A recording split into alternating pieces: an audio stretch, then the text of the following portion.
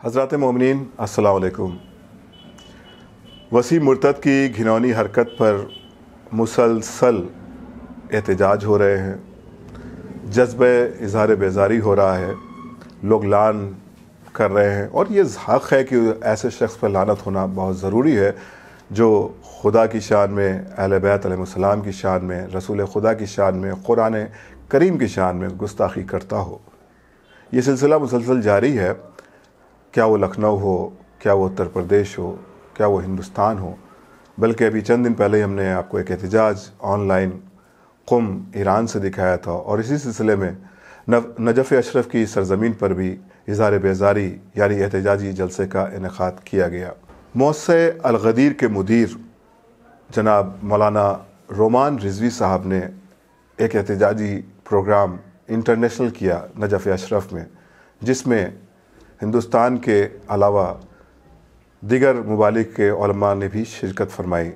اس احتجاجی پروگرام میں سربراہ مؤلس الغدیر مولانا سید محبوب مہدی عابد صاحب، جنہوں نے شکاگو سے اس پروگرام میں شرکت فرمائی، اور ہندوستان سے مولانا بلال کاظمی صاحب نے اس احتجاجی پروگرام میں شرکت فرمائی، مولانا نور محمد ثالثی صاحب، مولانا عابس حسن خان صاحب، مولانا تنویر عباس رضوی صاحب، مولانا ابوذر خرم آبادی صاحب نے بھی اس پروگرام میں اپنا اظہار خیال پیش کیا، بلکہ باقاعدہ طور پر مذمت کی وسیم مرتد کی۔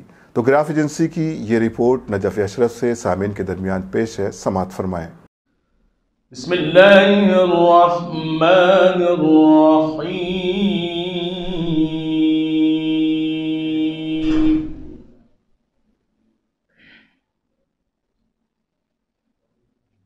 سبح اسم ربک الاعلی۔ جو گستاخیاں کی ہیں اس کی بے شمار بے پناہ مذمت کرتے ہیں، اور اللہ نے اسے فوراً سزا دی ہے۔ لوگ کہہ رہے ہیں کہ اسے کیا سزا ملنی چاہیے، ہم لوگوں سے بھی رابطہ کیا گیا کہ آپ مراجع کرام سے آپ بیان لیں، فتویٰ لیں کہ اسے سزا کیا دینی چاہیے۔ اللہ نے گستاخ محمد کو نہ کل بخشا تھا، نہ آج بخش رہا ہے، نہ کل اللہ بخشے گا۔ پہلی سزا ایٹ اے ٹائم جو اللہ نے اسے دی، وہ سزا یہ ہے کہ جو سر ابھی تک خدا کے سامنے جھک رہا تھا وہ بتوں کے سامنے جھکنے لگا۔ دنیا طلبی نے تجھے کافر بنا دیا، تیری بساط کیا ہے پیغمبر کے سامنے؟ پتھر نبی کے ہاتھ پہ تو کلمہ پڑ چکا، تو سر جھکاتا پھرتا ہے پتھر کے۔ قیامت تلک اس پہ لعنت ہی ہوگی، قیامت تلک اس پہ لعنت ہی ہوگی، قیامت تلک اس پہ لعنت ہی ہوگی، جو کرتا ہے جاہل اہانت نبی کی۔ کر کے کسی کو پانی نہیں پلایا جائے گا، کسی یتیم کی مدد کرنی ہے تو اسے مذہب نہیں پوچھا جائے گا۔ یہ کلمہ جو دنیا میں رائج ہوا اور یہ کردار دنیا میں جو ترسیم پایا، اس کے مصداق ابرز پیغمبر اسلام ہیں۔ دنیا کا دستور یہ تھا کہ اگر ہم پر ظلم کیا ہے تو ہم ظلم کریں گے، بطور انتقام ہم انتقام لیں گے۔ پیغمبر اسلام نے فتح مکہ کے بعد جب آپ نے مکے میں قدم رکھا تو سارا کفر کا جتنا لشکر تھا، قریش سب ششدر و پریشان تھے کہ اینٹ سے اینٹ بجائی جائے گی۔ کل ہم نے محمد کو پریشان کیا تھا، آج محمد ہم سے انتقام لیں گے، اور اگر لکھتے انتقام لیتے تو یقیناً تاریخ کو لکھنا پڑتا، اور مجبور تھی تاریخ لکھتی کہ کل آپ نے ستایا تھا، محمد نے اس کا بدلہ لیا ہے، اور انتقام لینے والا کبھی غلط نہیں ہوتا۔ لیکن پیغمبر اسلام نے ایک قدم اور آگے بڑھایا اور اس لفظ کی لاج رکھ لی جس میں قرآن مجید میں کہا گیا کہ آپ محمد نہیں ہیں، صرف آپ عالمین کے لیے رحمت بن کے آئے ہیں۔ آپ نے جیسے ہی صحابی نے آپ کے پہلو میں کہا الیوم یوم الملحمہ، آج انتقام کا دن ہے، پیغمبر نے فوراً لفظ کو کاٹ کے کہا الیوم یوم المرحمہ، آج درگزر کر دینے کا دن۔ حقیقت میں محب احمد مختار ہے، جو حقیقت میں محب احمد مختار ہے،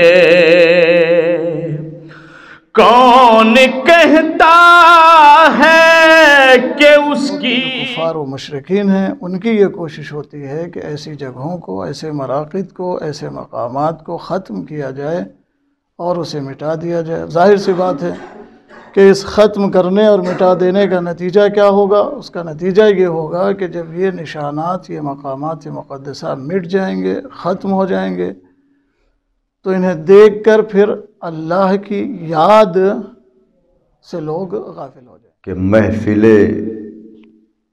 نعت رسول عربی باقی ہے،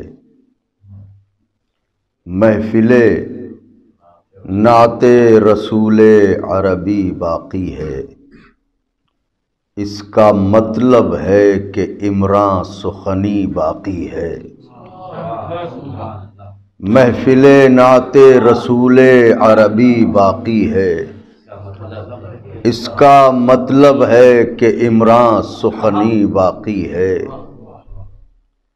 جن کے ہاتھوں میں تھے پتھر وہ سبھی ٹوٹ گئے، جن کے ہاتھوں میں تھے پتھر وہ سبھی ٹوٹ گئے، آئینہ اس کے تبسم کا بھی باقی ہے۔ امیر المومنین علیہ السلام پیغمبر اسلام کے سلسلے میں ایک محیط نظر دیتے ہوئے ارشاد فرماتے ہیں، ما رأیت مثلہ لا قبلہ ولا بعدہ، میں نے پیغمبر جیسی ذات کو، شخصیت کو نہ ان سے پہلے دیکھا اور نہ ان سے بعد بھی ایسا آئے گا۔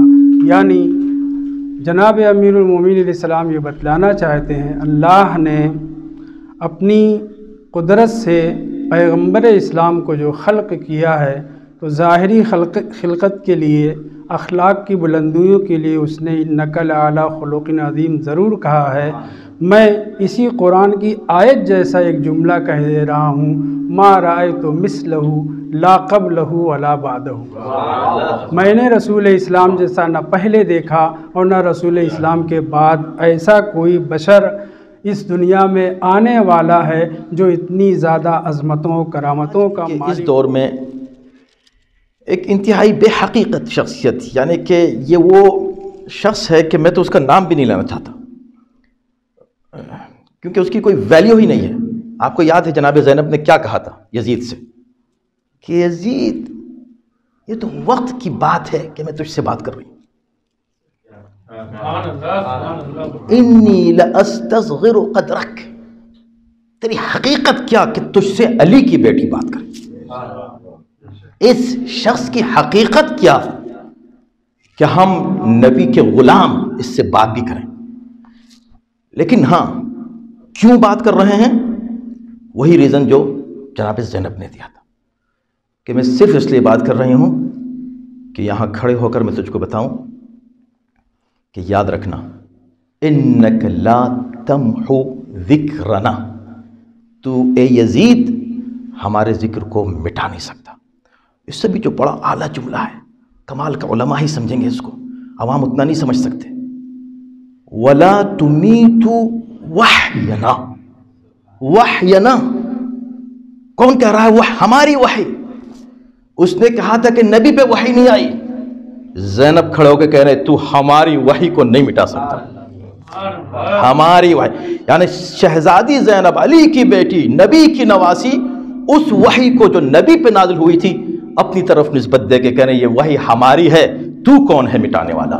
آج ہم اس منحوس سے کہ جس نے یہ گفتگو کی ہے اس سے کہتے ہیں کہ یاد رکھ، یہ جس شخصیت کی تو توہین کرنا چاہتا ہے ہم اس کے غلام موجود ہیں، ہرگز تو ان کے نام کو نہیں مٹا سکتا اور وحی الہی کو تو کبھی ختم نہیں کر سکتا۔ جب یزید نہیں کر سکا اتنی بڑی حکومت کے باوجود تو تیری کیا حقیقت ہے؟